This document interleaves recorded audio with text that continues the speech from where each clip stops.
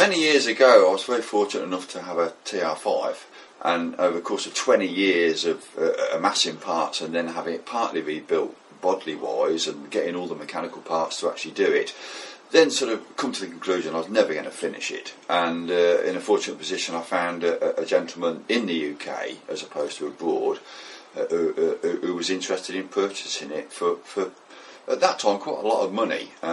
Even now TR5s are mega money, but then I done rather well, and it's one of the few cars I've actually got my money back. But we had a complete new Stampart shell, along with new bumpers, steering wheel, grille. It was all Stampart pack stuff. So the TR5 was unique, and the guy went on and has now still got the car and has won several cups and trophies with it, with his beautiful car, which I never would have done as good. So the shorter it is, my TR4, which I own now, is the conclusion of the deposit I got for the TR5. I went out and bought a TR4 that was on the road, and I drove home, which after 20 years of having something in bits, it was quite refreshing. So my car, it come ex-American import, so the rust problem wasn't so bad. Rebuilt the engine, overdrive conversion, changed the wheels to something more sure-footed like TR6 rims, which I prefer, new hood, and it goes and does it. So my TR4's with me forever, and I'll probably be buried in it, I should think. It's not going to sell it. So it's the, you know, the aftermarket of the TR5, which I should never go. But, and I do like TR4s. It's actually the 6th TR4 I've had on the road in my life. And yeah, I never did actually drive the TR5 on the road, unfortunately, but I've got pictures of it and it does go rather well. It's nice to see it at the shows. I suppose from an early age I was always, tinkering, we used to call it years ago, and now it's progressed into, you know, more of a become a hobby and fixing my own. And then in the 80s, after years of working in the factory and various other, you know, different types of engineering professions, we actually got into working for a Triumph specialist in Coventry, which at the time was John Kipping, who done predominantly Herald Vitesse GD6 Spitfire, and his main need at that time was somebody that could get their hands dirty and do stuff. At that time I wasn't that technically minded or knowledgeable.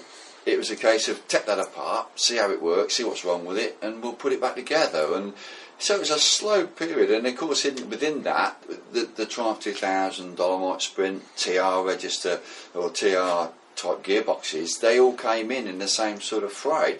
And although they're bigger, slightly different, they're all much the same, very basic principles. And it's just a case of, when you take a gearbox apart, unless you took another 10 apart, it's difficult to know what should be right and what can be wrong. And some people will, you know, occasionally I get a box to rebuild and they go, so I've done it all, I've put a Rimmers rebuild kit in it or a Canley rebuild kit in it, and it still don't work. And you think, well, yeah, because all the gears are worn out. Well, they look all right, but they're not.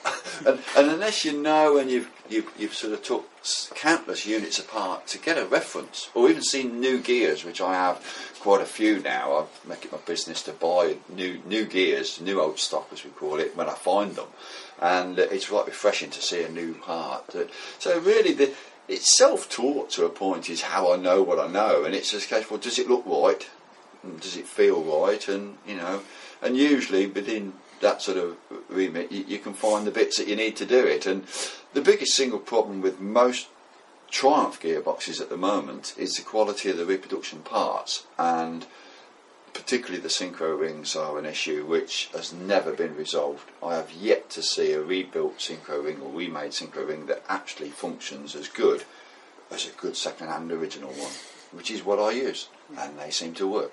This is one of the major sheds where we got stuff which hopefully one day will come into its own. And if you come down the bottom end, this is where we've got predominantly a lot of the overdrive units on the top shelf, and more overdrive units and some TR differentials on the second shelf, then more overdrive units and gears and other parts of gearbox components. And on the bottom shelf we've got complete overdrive gearbox assemblies, which I've just been there for, well, the age of time. But in the course of what I was doing in the early days with John Kipping, and then later on that transpired to be Cantley Classics, by that time we was already getting into overdrive units, because it seems a bit of a dark science, but technically they're not that technically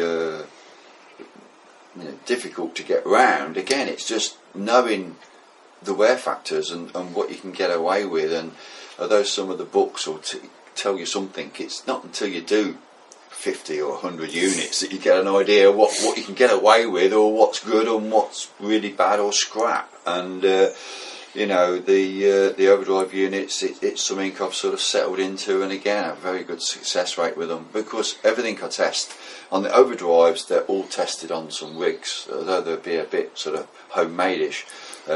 I made them, and they do the job. They allow me to test the pressures, how quick it engages and disengages, how noisy it is, and more importantly, does it leak? Which they don't. I mean, it's been years since I've had one that leaked, because you just pay particular attention to, mating faces and whatever. And it's surprising how much damage you do find when you strip these units down. There's been some right animals in the past just chuck stuff together, and having a bit of an engineering background, you see a mating face and you just know it's got to be draw filed flat or lap flat, depending on the situation and what it is. And also quality of bearings can be an issue, but unfortunately we're a little bit restricted there on what you can actually get. Some of the big TR boxes, it is still possible to get the RHP main bearings at huge cost, but they are available, and I tend to use them. And other gearbox suppliers look at me aghast and say, well, why are you paying 3 times as much for bearings? I say, well, my gearboxes are not cheap, and I've tried to put quality parts in them as where I can, and they say, oh, that's your profit going down the drain. I said, well, my boxes work. We have to have them, and on the other side, on the bottom, more predominantly Stag and TR6 gearboxes on the bottom shelf, more gearbox components on the second shelf there. This shelf, there's more components in gears, and we can get that in as just the remnants of, I don't know, countless gearboxes come apart, and then more overdrives. Big cache of A-type overdrives there, which are coming into their own at the moment, and then top shelf even more bits. So it's just on and on and on.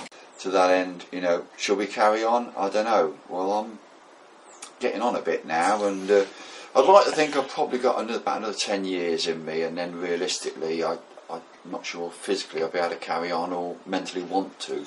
Becoming people such as me, the few of us that are left, are getting quite heavily, sort of loaded up with work. Or can you do this? Can you do that? And, to a point I've had to say no a few times, where, well, I can't do everything. You can do the transmission side, but when you start doing, stage 1 engine rebuilds and, EFI injection kits, no, I'll leave that to other people that want to do that, and I'll just stay with the gearbox, overdrive and axle and a few drive shafts, and fitted where required, and that'll do for me. It keeps me busy enough, and I'm happy enough doing it. And just, have I got enough? Probably not, but I think we probably have. So it'd be nice if they could bring it somewhat cleaned down, but I take them as they come usually. But if they can be a bit cleaner than just straight out the car, it helps the system a little bit. And